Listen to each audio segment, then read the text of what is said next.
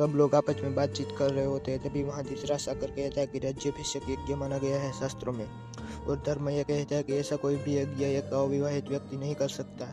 और कहा, मेरे विषय में तो हमने धर्म का आवाहन कर लिया। तभी विदुर कुछ कहने ही वाला था, परंतु धृतराष्ट्र उसे रोक देता है और कहा, तुम्हारा धर्म तो परिस्थितियों के अनुसार बदलता है।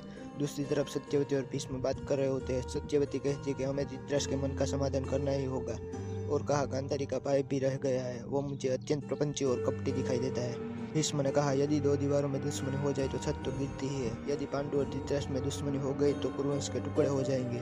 सत्यवती कहती है कि हमें धृतराष्ट्र के मन का समाधान अवश्य करना होगा। भीष्म कहते हैं कि हम पांडु का विवाह करवा देते हैं। दूसरी तरफ कुंती दिखाई जाती है, जो एक हिरण को बचाती है। कुंती यदुवंशी राजा शूरसेन की पुत्री थी और उनका मूल नाम पृथा था। बाद में उन्हें निसंतान राजा कुंती भोज ने गोद लिया, जिससे उनका नाम कुंती पड़ा। एक कन्या कुंती के पास आकर कहती है, आपके पिता ने आपके स्वयंवर का आयोजन किया है। कुंती राज्य में पहुंचती है और वह अपने पिता से कुछ कह रही थी, लेकिन एक कन्या उन्हें पीछे से वह बात कहने के लिए मना करती है। इसलिए कुंती वह बात टाल देती है और उस बात की जगह वो कहती है कि मेरे जाने के बाद आपका ध्यान कौन रखेगा। दूसरी तरफ हस्तिनापुर में कुंती भोज की तरफ से स्वयंवर के लिए निमंत्रण पत्र आया होता है। दूसरी तरफ कुंती वह बात करती है।